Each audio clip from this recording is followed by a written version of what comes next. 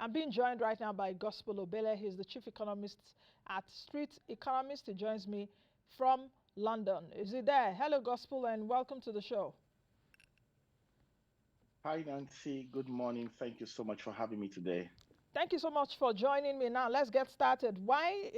Okay, in your own view, why is the Naira depreciating, at least since June 14, when that announcement came? A lot of you and your colleagues did say, oh, this is the right thing to do. In fact, before the unification came, take out the subsidy, unify, bring back, narrow the market between the parallel market and the foreign exchange market, now the Nigerian FX market. Now we're seeing that the Naira is chasing the parallel market.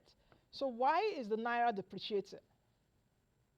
Well, thank you so much for the question. So I've always positioned for a more intelligent approach towards the crisis around, the Naira depreciation that we faced in the country. And that's because the economics around what depreciates the Naira, really needs to be dealt with and, brought to the forefront as a priority commitment. And that's to say that prior to now, and even up until now, we've had a situation where demand has outweighed supply. Everybody knows about that. And the key catch here is how do you measure up on supply, to meet up with demand, first of all, in the midterm, then in the sorry, in the short term, but in the midterm, how do you also relax demand? Part of what has also pushed demand to this extent is because of our importation-driven economy and the fact that healthcare, education, and more recently the migration economics have impacted heavily on demand, for dollars, as the case may be. On the supply side of things, yeah, I mean, a couple of thoughts have been shared around how we can enable supply. But it's important for us to note that any currency we find out in the world today that has, done well for itself in terms of currency valuation, lots of that has been dependent on two legs, on one necessary condition and a sufficient condition. On the necessary bit of things is the fact that no currency can ever thrive beyond the productivity level of the local economy. So to show up supply to start with is the fact that we need to look into key productivity drivers in the economy, as to ensuring that the economy is much more buoyant productively. We're engaging more production and industrialization, as the case may be. And we're not talking about something that has to do with the long term.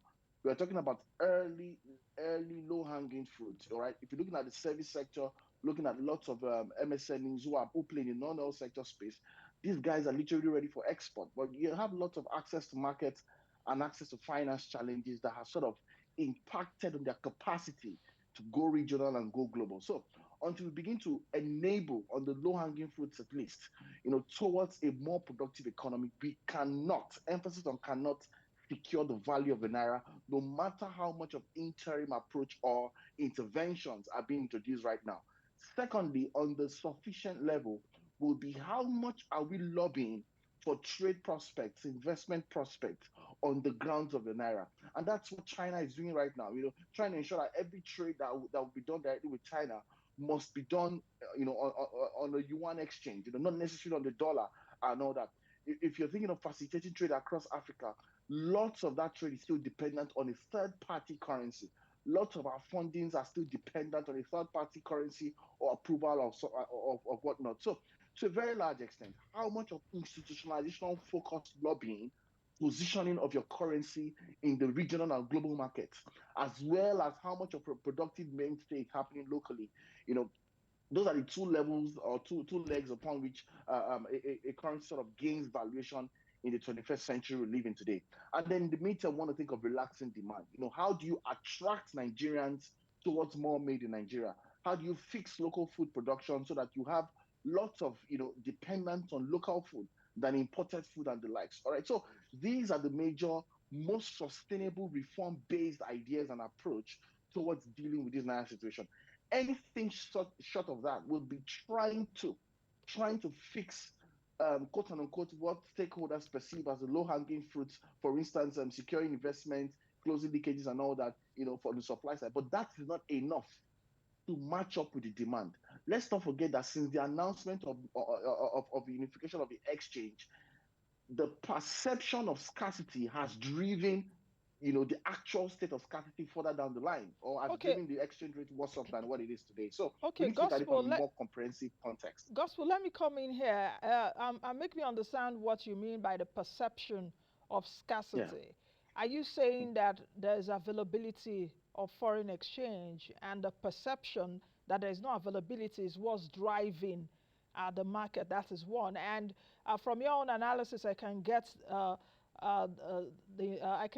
your opinion or I get your sense when you mentioned that, of course, an economy has to be driven by production to be able to make your currency stronger. But do you think that this production argument is a solution for short term, is a short term solution to get the naira be stable? Because the naira is on, is on a tailspin right now, is on steroids right now. Yeah, I mean, safe to say, in all fairness, that lots of the free fall arguments of the naira right now that we see is an accumulation of lots of monetary policies over time, that has brought us to where we are today. So, in all honesty, I don't think there's any really significant short-term approach that would really fix the challenge. In as much as in the short term, we need to look for a very strategic way to fix the problem. When I talked about the perception argument, when that announcement for unification was released, Nigerians know that it's a lot more difficult to I access want the to use exchange it now from the commercial banks. for this And what that interview. simply means is that the fear or the perception that there will be a scarcity of that exchange in subsequent time, which will lead to further worsening of the exchange rate, has made a lot of people, or sort of has spurred activities within the exchange window. I don't know if you get what I'm trying to say. So what happens is that there is a lot more activities in the parallel market than we think. People are now demanding for dollars, not necessarily because they need it now, but for fear of what will happen in terms of its availability in the future. And all of these cluster of activities are what is impacting bottom line on the exchange right now. And let's not forget, once demand far outweighs supply, all right, your equilibrium rate, which in this context is the exchange rate, would always suffer for it, but it will always tilt to the part of the spectrum where you have, heavier representation, as the case may be. So even if we fix supply issues in the short term, demand has skyrocketed almost on a 10x angle. All right. But then again, for short term measures, it makes sense for the central bank to stay keen on its reform ideas, as shared recently, and begin to do all that it needs to do to secure the supply base. Because, I mean, we still need the supply base, either secure supply base either way. So, but then again, the idea is how sustainable can we move towards securing more supply of, the exchange, and of course balancing out on the demand side, and to secure a more fairer rate as we move into the future, especially in this administration. Okay, we saw the acting governor of the Central Bank of Nigeria, Folashodu Shonubi, at the villa yesterday, and I hope that my team can get that video on before the end of this interview. Uh, but categorically, what he mentioned yesterday was that speculators should beware because very soon they will come down on them. Shonubu was really blowing hot on speculators.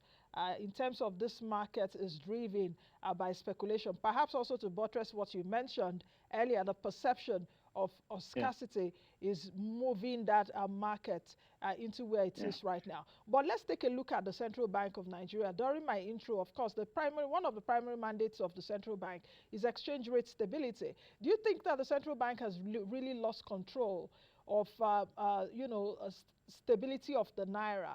When you take a look at some of the policies that have really come out from the Apex Bank in the last few months, Shonubi, I watched him last week when he was at an event, I think NISS event, and he did talk about, okay, diaspora remittances finding its way into unofficial market and all of that. Mm. So you're seeing a lot of things coming out from the Apex Bank. Do you think that they've lost control of that market? That is one. Bearing in mind that the role they're also playing right now seems to be that of a market maker. And I remember at the last MPC meeting, I did ask this acting governor questions around this foreign exchange, and that was where he even answered me, okay, that this market is an official market now. We shouldn't categorize the market and what have you. But have they lost control? Then, secondly, what other ideas do you think that the central bank still has in its arsenal, if it does really have ideas at this point, and if they do have even the war chest, like I mentioned earlier? I don't know if you saw the financial Yeah. statements from the Central Bank of Nigeria. Mm-hmm. We'll come into that in a Yeah. bit, owing American investment bankers. So Yeah. the foreign exchange reserves that we have right now may not totally be what it is. Mm-hmm. Mm-hmm. Yes, I mean, very interesting. So first and foremost, I do not particularly think that the central bank has lost control. I think that what's happening is a series of events and activities that have weighed heavily on the institution, and there've also been lots of management crisis around it. But technically, does not necessarily mean that they've lost control over the exchange. And by series of activities, I mean we've known all the old recession arguments, the COVID-19 argument, the pressure on the central bank to step in, bailout arguments, and all the likes.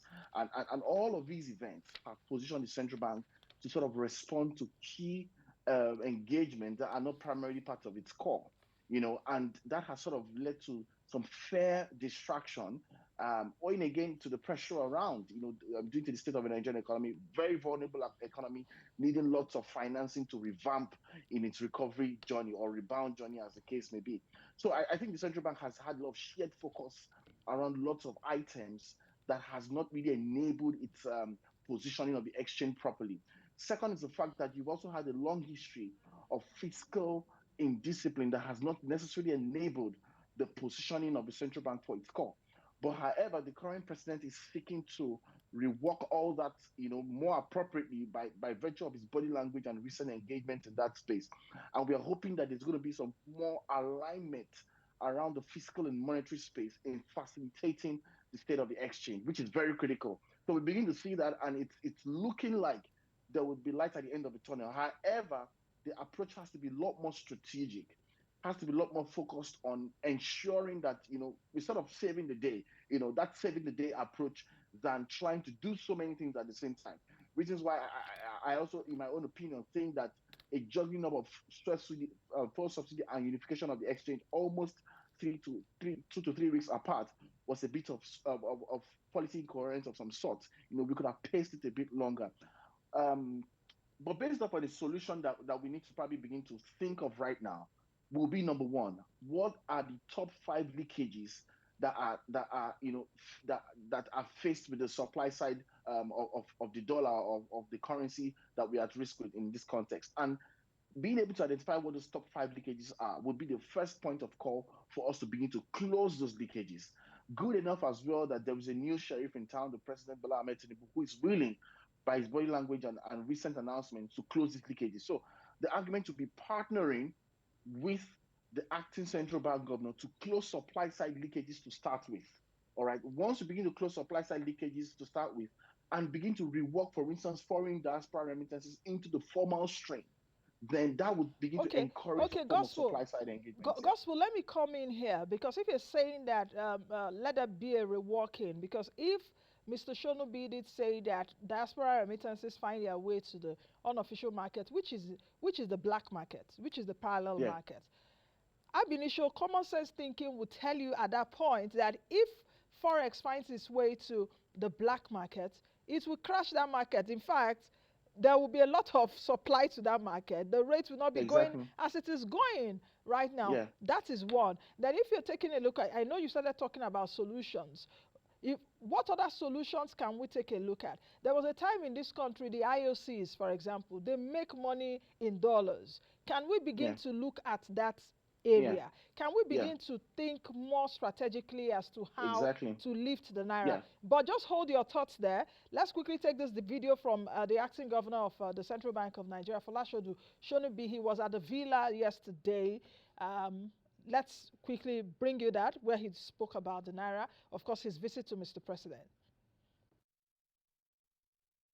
Mr. President was very concerned, or is very, very concerned about some of the goings on in the foreign exchange market.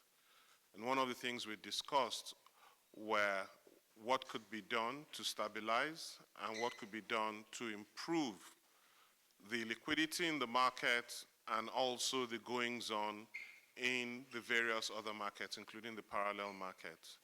He is concerned about its impact on the average person, since unfortunately a lot of activities that we do which are purely local are still referenced to exchange rates in the parallel market. We've discussed and I've shared with him what we're doing to improve supply. If you look at the official market, you find that that market has been fairly stable and the spreads or the difference have not fluctuated as much.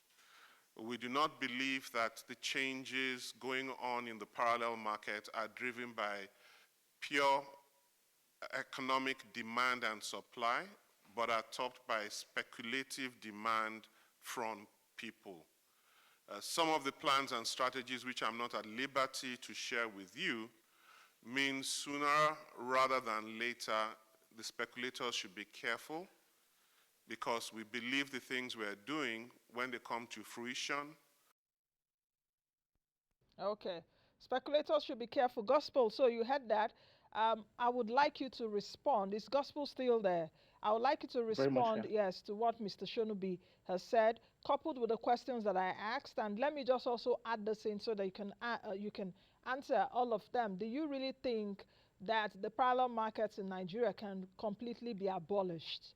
Because in other climes, you don't get to see like a parallel market, or it's very, very insignificant if there is yeah, at all. yeah, Then at the inauguration day, May 29th, Mr. President did mention that monetary policy really needs house cleaning, thorough yeah. house cleaning. How much of this house cleaning are we going to see with the steps that Mr. Acting Governor mentioned yesterday? And perhaps if you have a crystal ball to look at perhaps some of the actions that the Apex Bank will take to clamp down on forex speculators.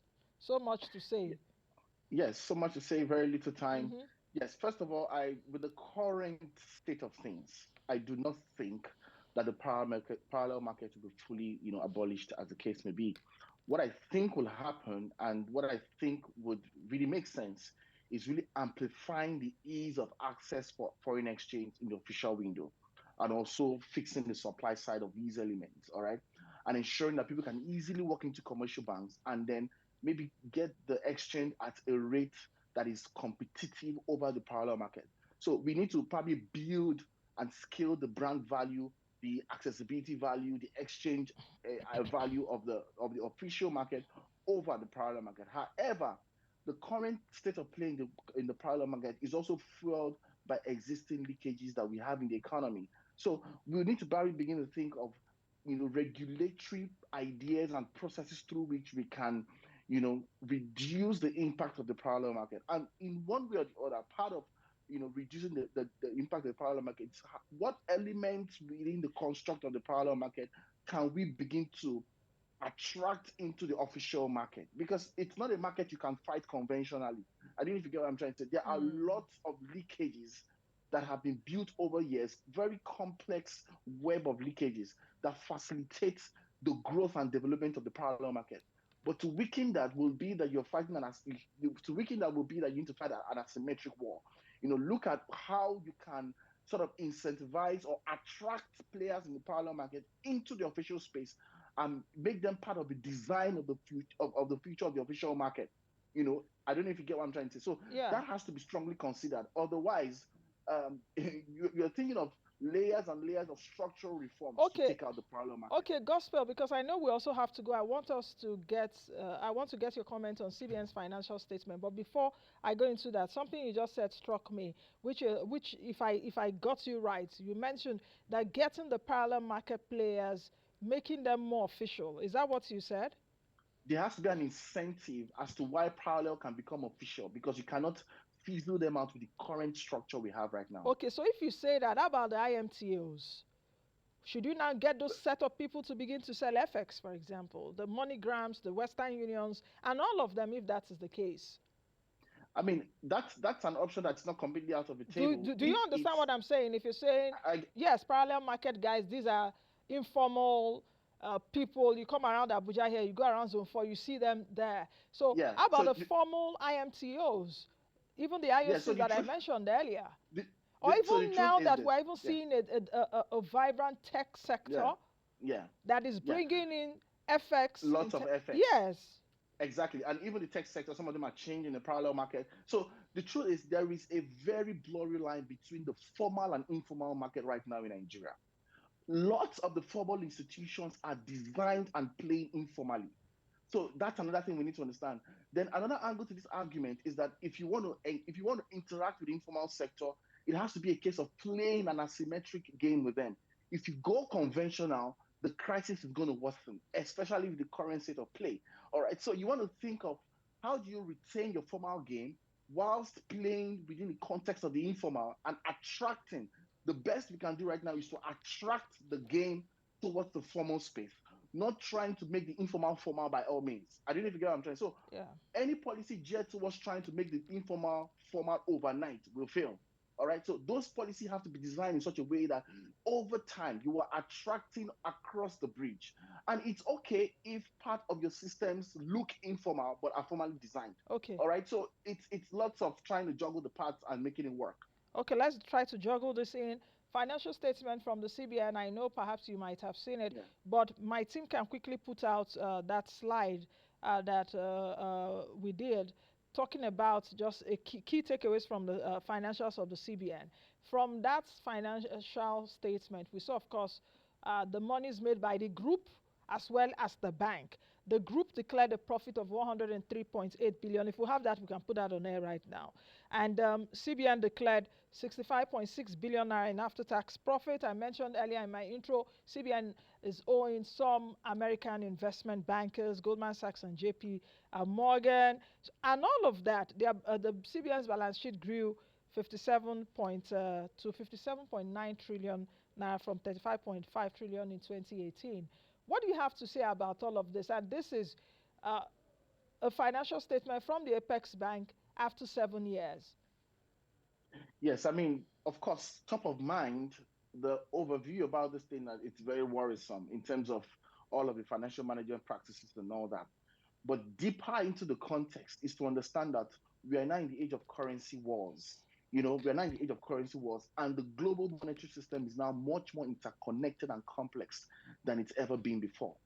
And by virtue of recessions, COVID-19, and all that, you begin to hear things like quantitative easing, the need to fund recovery in economies, and all of those transactional elements when it comes to how the Apex Bank interacts with the global system can become very complex in the grand scheme of things.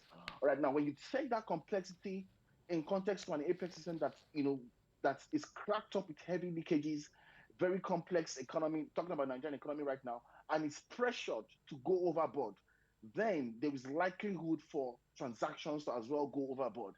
Again, it speaks to the fact that regulatory checks and balances on the Apex institutions have been very weak. Legal framework, institutional framework to double check what the Apex institution is doing has also been very weak over time.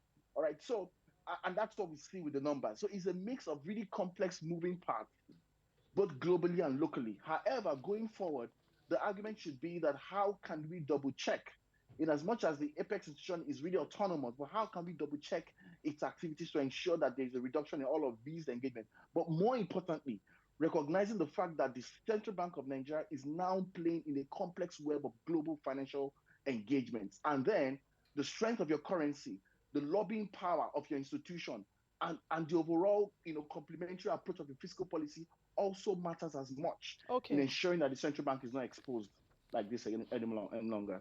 Okay, Gospel, I think we will leave it at that. This is still a developing Yeah. story. Let's see how it all pans out. Thank you very much for Amazing. joining me Thank you so much for having me, Nancy. this morning. Have a great day. You too. All right, let's quickly take a break.